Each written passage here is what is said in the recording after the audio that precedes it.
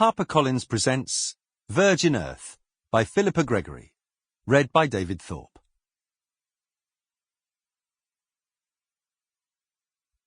Winter 1638. At sea.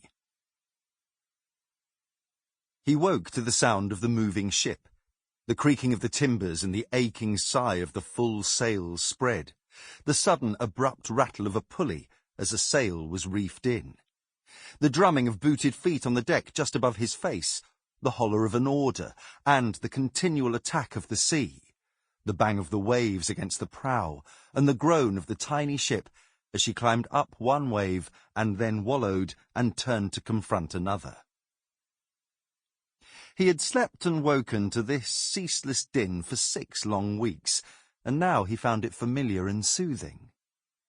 It meant that the little ship was soldiering on through the terrifying expanse of wind and water, still headed westwards, faithful to the hope that westwards would be the new land.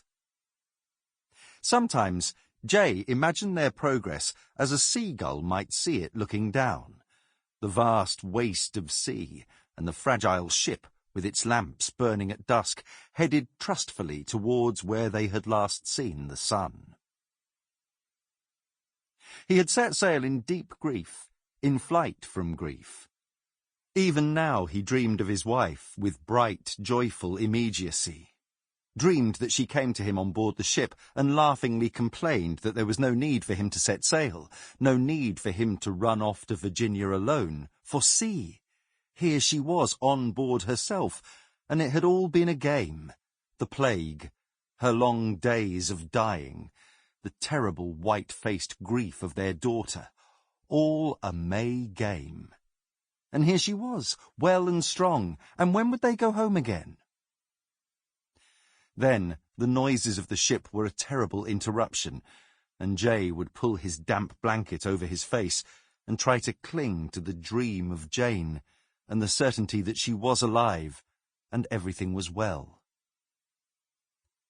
He could not. He had to wake to the bleak truth that she was dead, and his business half bankrupt, his father hanging on to their house and their nursery garden and their collection of rarities by the old combination of luck and the love of his friends, while Jay played the part of the indulged son, fleeing from all of it, calling it a venture, a chance at wealth, but knowing it was an escape. It was not an enviable escape at first sight. The house at Lambeth was a grand house, set among its own 20 acres of nursery garden, famous for its collection of rarities from all around the world. His father, John Tradescant, had named it the Ark, and had sworn they would be safe there, whatever storms rocked the country, with king and church and parliament all set on different and opposing courses. There were 6 bedrooms, and the great room for the rarities, a dining room, a drawing room, and a kitchen. A little son, Johnny, to inherit it all, and his older sister, Frances, to insist on her own claims.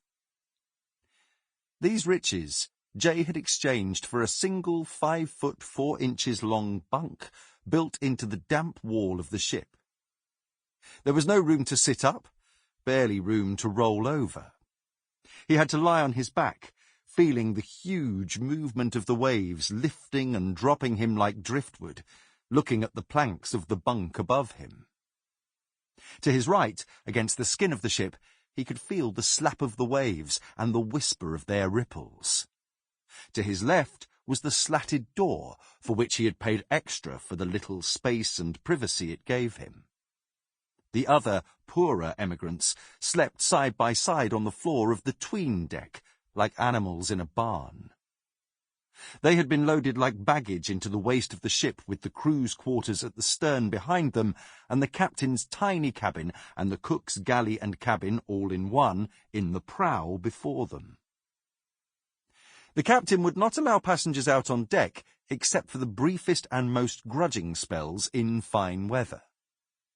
The crew, going on watch, trampled over the passengers, and when they were returning to their shared hammocks in the stern, dripped water all over them. The emigrants were always in the way.